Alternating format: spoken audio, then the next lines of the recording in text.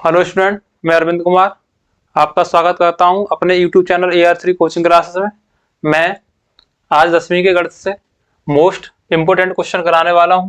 ठीक है, पार्ट 1 में मैंने क्वेश्चन कराए हैं और ये हमारा पार्ट 2। इसमें हम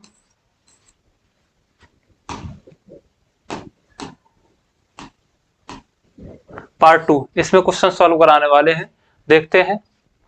और ये NCERT मैथ्स क्लास 10 से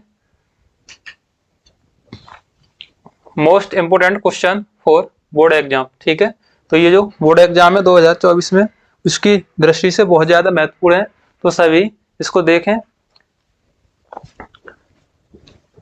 यहाँ 3 तक मैंने पार्ट 1 में क्वेश्चन करा दी, तो चौथा क्वेश्चन यहाँ लिया है, देखते हैं। एक आयताकार भूखंड का क्षेत्रफल 528 वर्ग 528 वर्ग मीटर है। क्षेत्र की लंबाई मीटरों में चौड़ाई के दोगुने से 1 अधिक है। हमें भूखंड की लंबाई और चौड़ाई ज्ञात करनी है। देखें, एक आयताकार भूखंड है जिसका क्षेत्रफल दिया है 528। यह है हमारा आयताकार भूखंड A, B, C और D। इसका क्षेत्रफल दिया है 528 मीटर स्क्वायर, यानी कि 528 वर्ग मीटर क्षेत्रफल दिया है। कहा गया है क्षेत्र की लंबाई मीटरों में चौड़ाई के दोगुने से, यानी कि जो इसकी चौड़ाई है वो मान लेंगे हम x है, चौड़ाई लंबाई जो है चौड़ाई की दोगुने से 1 अधिक है, तो दो गुना कर देंगे, तो चौड़ाई का दोगुना 2x और 1 अधिक कर देंगे, तो ये तो हो जाएगी इसकी लंबाई और ये हो जाएगी इसकी चौड़ाई। तो चौड़ाई के दोगुने से 1 अधिक है लंबाई। तो यहां देखेंगे, माना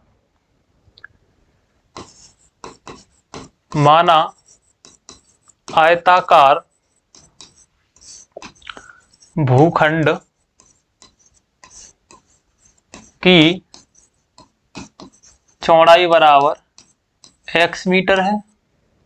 तब सवाल में कहा गया है लंबाई जो है चौड़ाई के दोगुने से 1 मीटर अधिक है।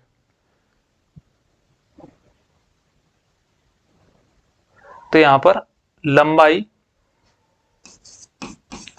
बराबर लंबाई चौड़ाई के दोगुने से 1 अधिक, तो लंबाई हो जाएगी इसकी 2x, चौड़ाई कितनी है x गुणा 2 धन 1, यानी कि इसकी जो लंबाई है वो 2x प्लस 1। तो ये हो गई हमारी लंबाई और चौड़ाई हमने क्या मानी है इसकी x। आगे क्या है, हमें भूखंड की लंबाई और चौड़ाई ज्ञात करनी है और क्षेत्रफल दिया है भूखंड का, आयताकार भूखंड का क्षेत्रफल बराबर 528 मीटर स्क्वायर दिया है। तो हम जानते हैं कि जो आयत जो होता है उसका क्षेत्रफल होता है लंबाई इंटू चौड़ाई। तो यहां क्या आ गया ये भी,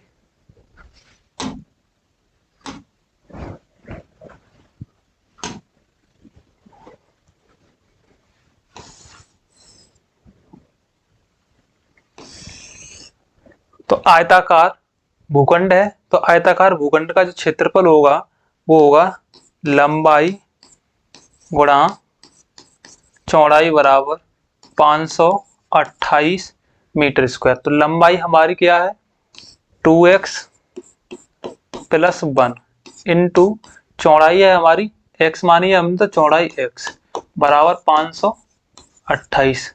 अंदर इसका गुणा करोगे इसके साथ में x का, तो 2x स्क्वायर प्लस x का 1 के साथ तो x बराबर 528। अब पक्षांतर कर लेंगे इसको 528 का,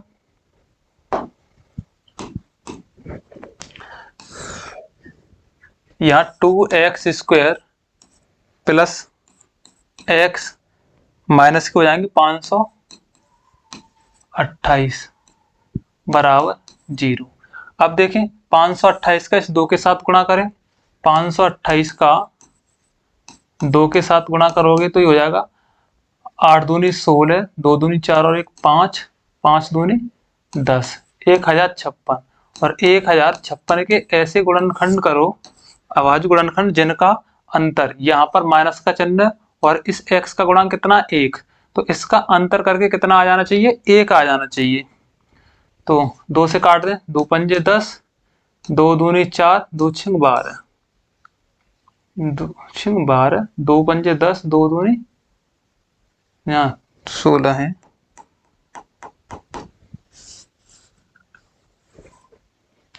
यह है 1056।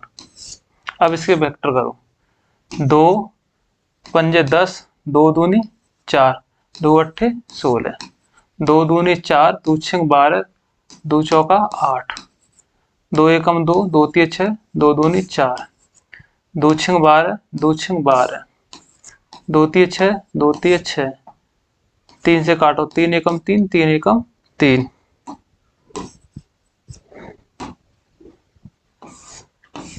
11 एकम 11। 1 लेके आना है हमको इनका अंतर। 2 दूनी 4 दूनी 8 दूनी 16 दूनी 32 और 11 तीय 33, तो ये होगा 33 गुणा 32 बराबर 1056। और हमें लेके कितना आना है, 1 आना है, तो यहाँ गुणा की जगह पे किसका चिन्ह लगाएंगे, इसके पास में ऋण का चिन्ह है, तो 33 ऋण 32 बराबर 1, 33 ऋण 32 बराबर 1, यानी जहां x का गुणांक 1 है उसकी जगह पे लिखेंगे हम 33 ऋण x, तो 2x स्क्वायर प्लस 33 ऋण 32 x, 33 ऋण 32 इंटू x माइनस 528 बराबर 0।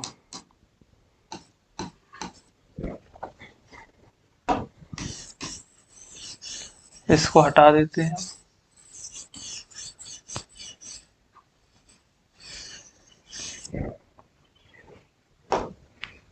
अंदर इसके साथ हल करते हैं, गुणा करेंगे, 2x स्क्वायर धन x का 33 के साथ तो 33x धन और ऋण का गुणा ऋण 32x ऋण 528 बराबर 0।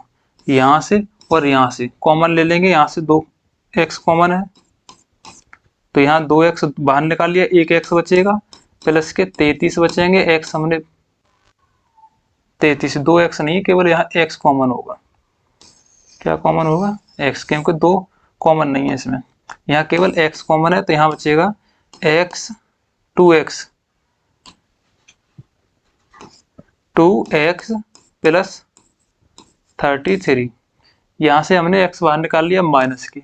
अब यहाँ हमने कितने निकाले, 16, तो 16 कॉमन ले लेंगे यहाँ से, तो 16 दूनी 32, ऋण की वजह से ये ऋण जो अंदर जाएगा वो हो जाएगा प्लस। अब 16 इसमें से कॉमन लेंगे, 16 दूनी 32, 16 तिया 48 और 16 तिया 48 बराबर 0।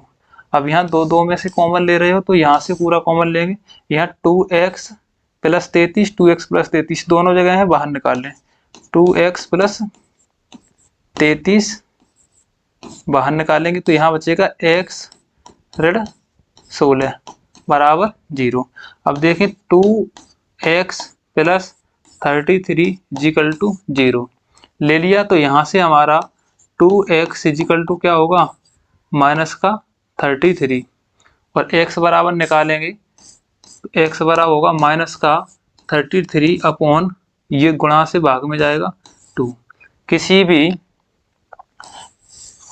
किसी की माप ऋणात्मक नहीं होती तो ये तो हो जाएगा गलत।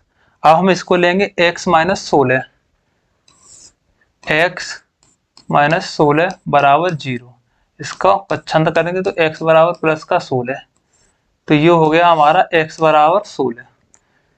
हमने चौड़ाई क्या ली थी, x, तो ये तो हो गई चौड़ाई, आयताकार भूखंड की जो चौड़ाई है x बराबर कितनी हो गई 16 मीटर, मीटर में दी है तो मीटर में।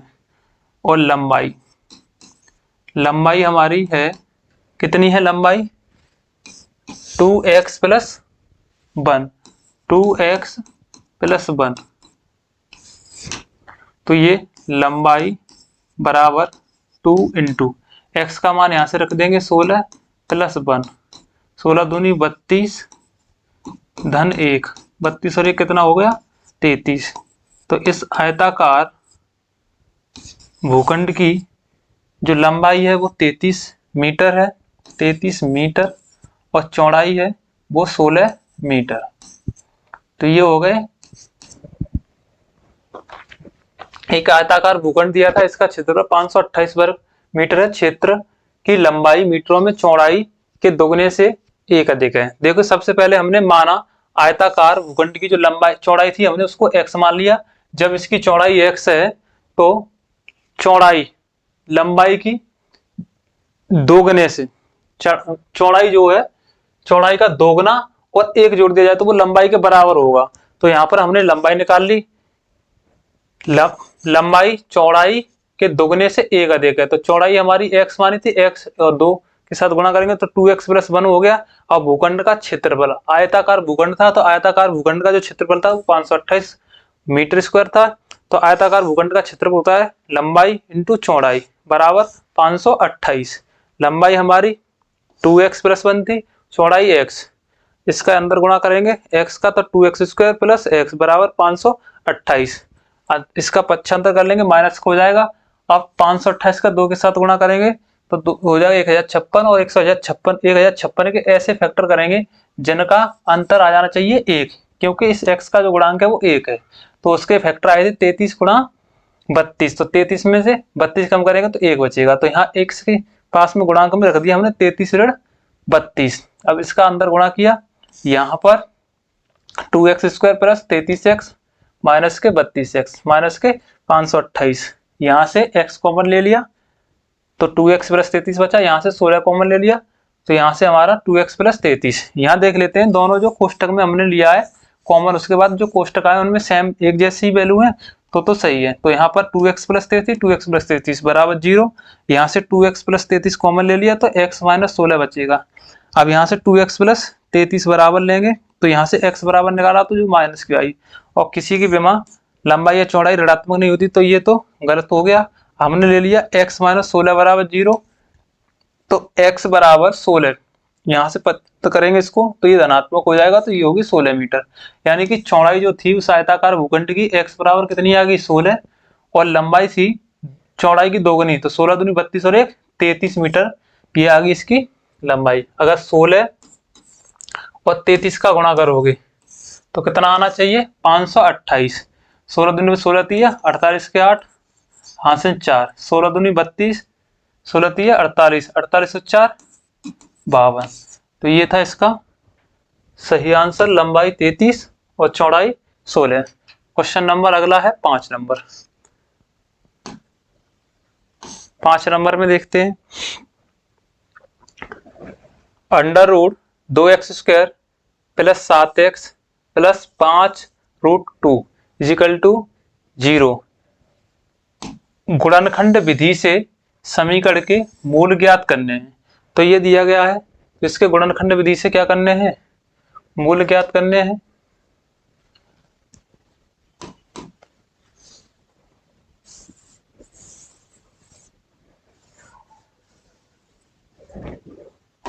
देख अब दिया root 2x square plus 7x plus 5 root 2 equal to 0।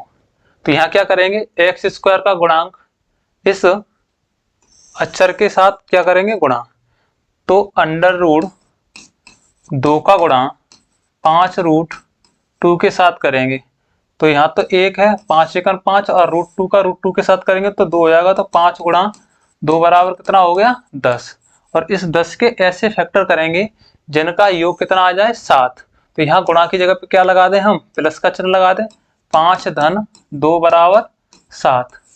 अब 7 की जगह पे हम रखेंगे यहाँ 5 धन 2, तो रूट 2x स्क्वायर प्लस 5 धन 2 into x plus 5 root 2 equal to 0।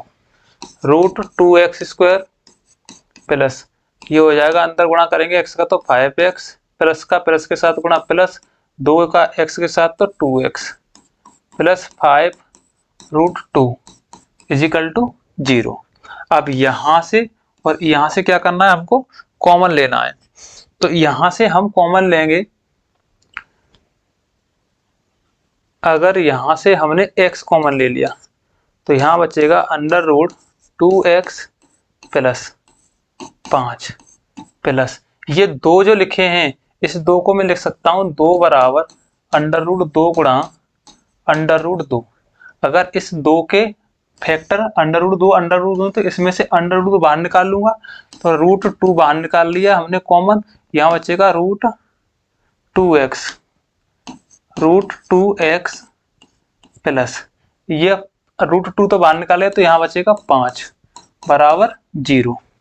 अब यहाँ देखें √2x plus 5 √2x plus 5 same bracket आ रहे हैं, तो इनमें से इसको कॉमन ले लेंगे, √2x प्लस 5 ये बाहर निकाल लिया, यहाँ बचेगा हमारा x प्लस √2 इजिकल टू 0।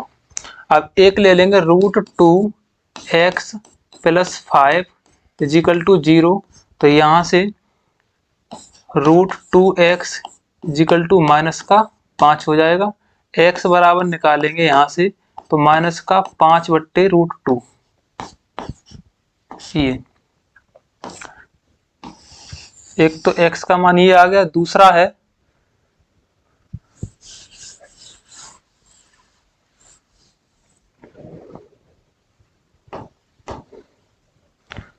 अब इसके बराबर 0 लिख लें, x प्लस √2 इजिकल टू 0। तो x बराबर 75 करोगे तो हो जाएगा माइनस का √2।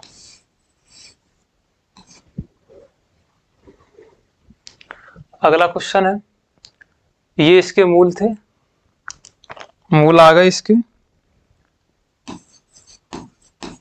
मूल बराबर इसको और आगे हल कर सकते हो, √2 का ऊपर और √2 का नीचे गुणा करोगे, √2 का ऊपर गुणा करना है, √2 का नीचे गुणा करना है। इसमें x बराबर था हमारा माइनस का 5/√2, तो √2 का ऊपर कर दो और √2 का नीचे, तो x बराबर हो जाएगा माइनस का 5√2/2 दूनी 4। तो यहाँ भी कर सकते हो, 2 दूनी 4 नहीं 2, √2 का √2 के साथ 2 ये। तो इसके जो मूल आएंगे, मूल बराबर एक तो आ जाएगा माइनस का 5√2/2 कॉमा दूसरा माइनस का √2। तो ये है इस सवाल के मूल, या आप इसको इतना भी लिख सकते हो -5/√2। अगला क्वेश्चन है 6 नंबर, दो क्रमागत धनात्मक पूर्णांक ज्ञात कीजिए जिनके वर्गों का योग 365 दिया गया है। तो दो क्रमागत धनात्मक पूर्णांक, ना तो यहाँ पर सम धनात्मक पूर्णांक की बात कही गई है और ना ही विषम धनात्मक पूर्णांक की बात कही है, केवल धनात्मक पूर्णांक की बात कही है। तो देखो पूर्णांक क्या होते हैं, पूर्णांक दो प्रकार के होते हैं, एक तो धनात्मक पूर्णांक और दूसरा ऋणात्मक पूर्णांक। और यहाँ किसकी बात कर रहा है, ये धनात्मक पूर्णांक की। तो 0 के बाद में 1 2 3 4 ये सब कैसे हैं, धनात्मक पूर्णांक। तो इनमें से धनात्मक, और वो भी कैसे हैं, क्रमागत। तो दो क्रमागत धनात्मक पूर्णांक लोगे, इनमें से कोई सा। तो हम मान के चल रहे हैं यहाँ पर, माना दो धनात्मक पूर्णांक बराबर, एक तो x मान लेंगे और दूसरा x प्लस 1। अगर यहां पर ये कहता कि दो धनात्मक समपूर्णांक, अगर सम शब्द लगा होता तो यहाँ पर एक x लेते और x, यानी कि इसमें से x और 2 जोड़ते तो उसकी अगली संख्या भी सम आती। और इसी प्रकार से अगर इसमें विषम पूछता तो विषम के लिए भी x प्लस 2, क्योंकि अगर हमने सम में पहला लिया है 2 तो 2 में 2 जोड़ेंगे तभी 4 आएगा, 4 में फिर 2 जोड़ेंगे तब कितना आएगा 6। तो सम के लिए, विषम के लिए अगर हमने विषम इनमें से कोई सा एक मान लीजिए कि हमने 3 ले लिया, ये विषम है तो विषम में 3 में हम 2 जोड़ेंगे तभी तो आएगा 5, तो वो भी विषम होगा। तो यहाँ पर ना तो सम की बात कही गई है और ना ही विषम की बात कही गई है, केवल किसकी बात कही गई है, धनात्मक पूर्णांक की। तो हमने एक मान लिया x और दूसरा मान लिया हमने x+1, जिनके वर्गों का योग कितना है 365। तो 2 धनात्मक पूर्णांकों के वर्गों का योग बराबर दिया है 365। तो एक तो हमारा है x प्लस इसका वर्ग करोगे और दूसरा है x+1, क्या कह रहा है, वर्गों का योग, तो इसका भी वर्ग बराबर 365। इसका वर्ग x² ही रहेगा प्लस इसका वर्ग खोलेंगे a+b का होल स्क्वायर से, तो x² प्लस 1 का वर्ग 1 होगा प्लस 2x इजिकल टू 365। सर्वसम का पढ़ी होगी आपने, a+b का होल वर्ग बराबर a वर्ग प्लस b वर्ग प्लस 2ab। तो यहाँ पर हमारा x था, x का वर्ग कर दिया, 1 का वर्ग 1 होगा। अब यहाँ प्लस में 2 पहले से थे, a का मान x था यहाँ पर और b का मान 1, तो 2 गुणा x गुणा 1, तो ये हो जाएगा 2 एकम 2, कितना हो जाएगा 2x। 2x हो गया, तो यहाँ पर आ गया हमारा 2x। तो ये थे इसके लिए a+b का होल स्क्वायर से इसको हमने खोला था।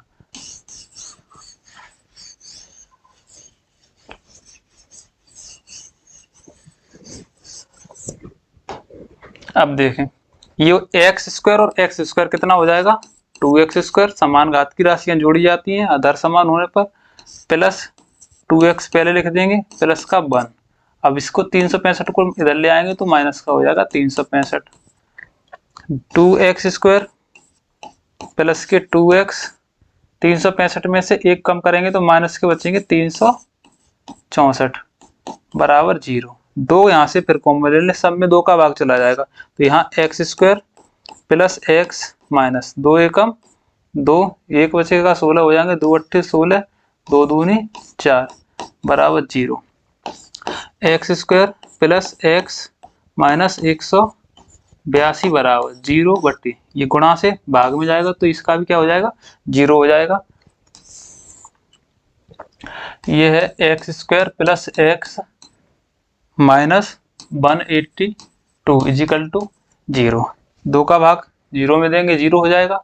अब 182 के ऐसे फैक्टर करो जिनका अंतर कितना आ जाना चाहिए 1, तो 182 के यहाँ अभाज्य गुणनखंड काट लें, 2 से 2 निम 18, 2 एकम 2 और 7 से काटेंगे तो 7 एकम 7, 2 7 तिया 21, 13 सत्ते 91, यानी 7 दूनी 14 गुणा 13, 14 गुणा 13 बराबर 182।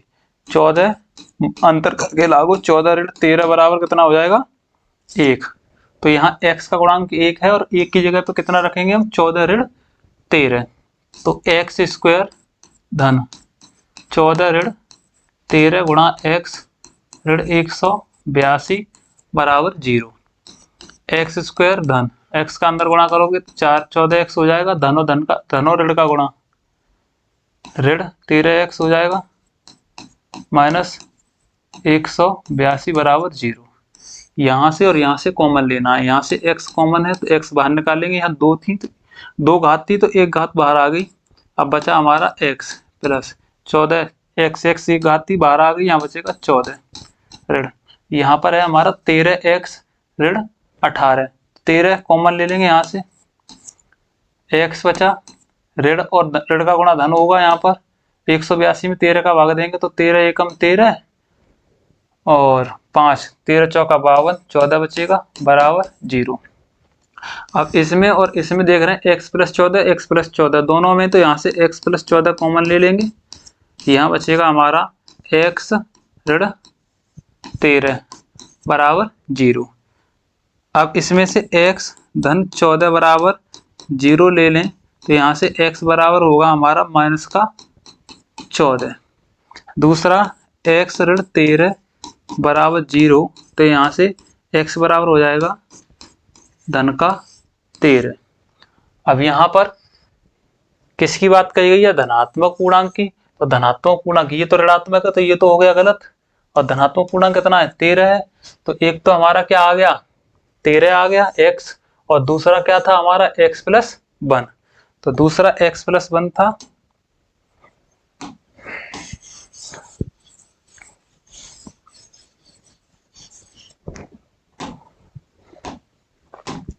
दूसरा था, ये खा गया हमारा एक धनात्मक पूर्णांक। तो x था, x बराबर कितना आ गया? x बराबर 13। और दूसरा धनात्मक पूर्णांक, दूसरा धनात्मक